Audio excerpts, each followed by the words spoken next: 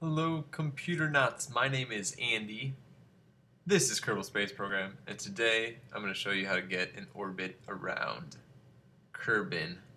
Just this little green guy Jebediah here. Okay, he's sitting up in this capsule. We got a big rocket. It's pretty simple. I've included the craft file in the comment section, the description. You should be able to check it out for yourself. The game defaults us to a throttle of 50% already. I've turned on the SAS so that this little capsule's reaction wheels can keep us going the direction that we want to go. And all we really have to do is press Spacebar to activate the engine, which is our first stage. So here we go. It's pretty slow takeoff, but it's going to build up really quickly. You can see our surface speed here is going over a football field per second already. You can see our liquid fuel draining here. There's also the resources right here. We have a liquid fuel and our oxidizer that are draining at over 45 per second. Here's our altimeter. We have a nice little abort button. Don't press that. Here we can control physical time warp. Now this will actually speed up time in the atmosphere, but it will change the physics of this to be a little bit more wobbly. Things might break if you have a big ship, so you don't want to do it all the time. And here's the real key to getting a nice orbit. At around 10,000 meters there, you want to move your ship over to the east by pressing D a few times repeatedly. This is going to move your velocity vector, this yellow arrow thing, circle arrow. It's going to move it over to the 45 degrees above the horizon along the 90 degree latitude mark here. And as you can see, what that does is, here's the map view in Kerbin. What a beautiful little planet. What that's going to do is make us have an arc in our orbit, and it's going to allow the rotation of the planet to slingshot us further into space. So if we decided to go the other way, we'd also have to get into space and work against the rotation of the planet. So here we go, about 100,000 meters. We'll press X, we'll cut off our engines. There they are, cooling off, and we're basically flying straight to space. Now we're on a suborbital trajectory, so what that means is we're not going to make a full orbit around Kerbin unless we do another burn at our highest point, which is called the apoapsis. And we can click on it and add a maneuver. We'll have that little circle arrow thing going again, that prograde marker, and we'll just drag it forward, and this dotted orange line will tell us what our new orbit will be if we happen to change our velocity by 1,300 meters per second instantly in 1 minute and 43 seconds. If we were to turn on our engine, it would take 15 seconds to complete this entire burn.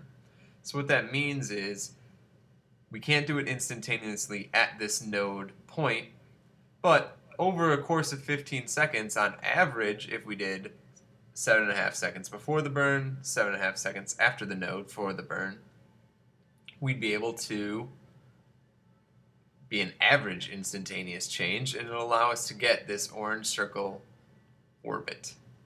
So I've set up this little node. We'll click off of it. There we go. And if you can hear that music, that means, yes, we are in space. Okay, so now we have these reaction wheels in our little capsule here, and we're just rotating the ship down to where this blue node is on our nav ball. And what this is where our ship should be pointing when we fire our engines.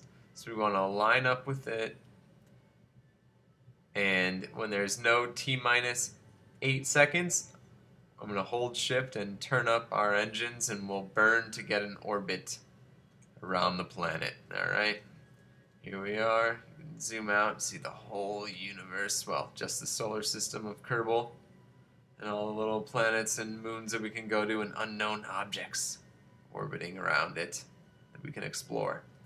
Okay, so 7.5 seconds is what our target is for our burn.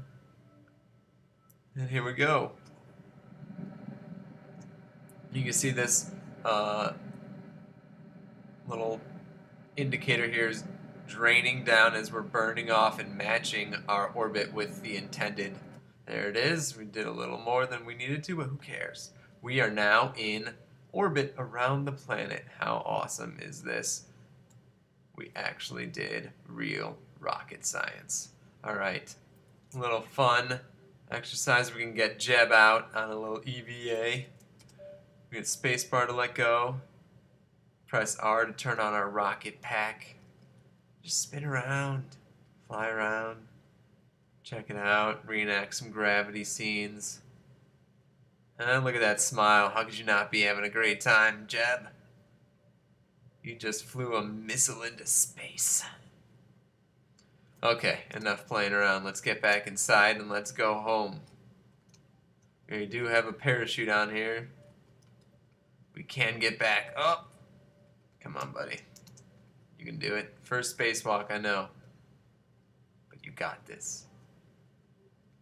There we go. Grab on and board. Okay.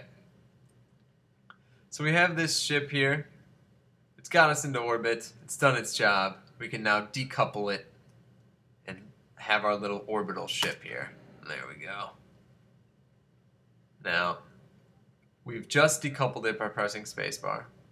If we press spacebar again, it'll activate this engine. Our throttle is at 0, so it's not going to turn on any exhaust or any propulsion from it. It's just going to activate it, and there we go. You'll see it's a full tank of this stuff. It's like 45, and yeah, 45 compared to about 6,000, I think that was at. So a really small tank, but it doesn't matter. All we got to do to go back in is pick anywhere along our orbit. Generally, for the least amount of effort needed to get back, you want to pick the highest point in your orbit for the node, and you just drag the retrograde marker down right back into the planet. And really, it could be anywhere within the atmosphere, and all the particles within the atmosphere will do their little job and slow you down enough to bring you in eventually. Okay, so 16 minutes, we can do this time warp now. It's not physical anymore, it just puts us on rails and orbits us around the marker of where we are. It just keeps us on this orbital path. And we can fast forward time here until our node. Now, since we've activated a new engine but have not used it, the game doesn't know how long it will take us to burn off this 90.5 meters per second in delta V. So we gotta guess. But we're a really small ship, and we got pretty equal orbit. It's almost circular.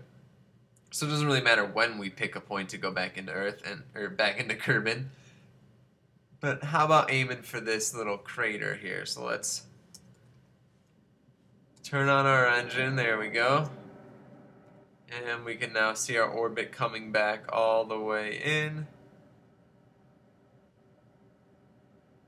There we go. Okay. You can press this little X here to cancel out what your intended orbit was, or what your planned orbit was, and just see what you got going for you. Okay. So we're already facing retrograde because we fired to get our orbit back to be suborbital. So all we have to do now is press spacebar again. There we go. Here's our little capsule. And we'll ditch that engine and fuel tank, even though it had a bunch of fuel. We don't need it anymore. And now all we got is our little capsule ready for re-entry, a little guy in it, and a parachute. Oh, and a sunrise. Look at that. All right, let's fast forward time here. And it'll go away as soon as we enter the atmosphere, which is around 70,000 meters. Yeah, there we go. And now we're back, and we can physical time warp again. But let's just look at the power of these reaction wheels. I mean, look at that. That is just... Look. Move around with WS, AD, Q, and E rotate. Pretty simple keys for rocket science, but that's what makes it fun, is that it's simple and straightforward. And you can do anything. Alright, so let's fast forward here. And we'll start going through re-entry effects, but there's no re-entry heating. You don't have to worry about your craft blowing up or anything like that. There are people who've created mods that make you have to worry about that stuff. We'll explore those later. For now, we just want to get back into the atmosphere. Look at that. Oh, that's sweet. open up our parachute, and fall safely back to the planet. Look at this, okay. Turn off our SAS, there it is. Let the capsule and aerodynamics do their work. Now the atmosphere on Kerbin is actually really soupy, so there's mods that make it a lot more like Earth's atmosphere, but that doesn't really matter. It works great for rockets. Space planes and planes is a little funky. You can kind of glide for a really long time or get bogged down really quickly, and certain things don't work properly, but that's part of the fun in figuring out how you can game this game. Okay, 5,000 meters. Let's just deploy our parachute here. Now it's going to slow us down, but it won't completely slow us down to a survivable speed until we're 500 meters above the surface.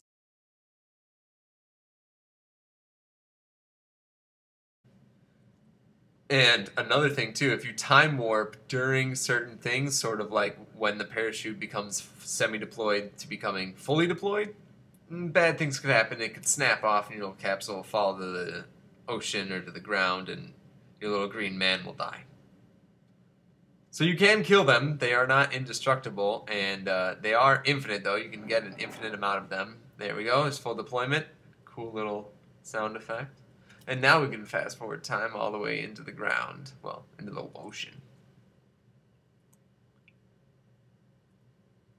So that's it. You can download the craft file, impress your friends, let them know you know actual rocket science. You can send things to orbit around other planets. And soon I'll show you how to dock. That'll be the next video, okay? Thanks for watching. Have a good time playing Kerbal Space Program, fellow computer knots.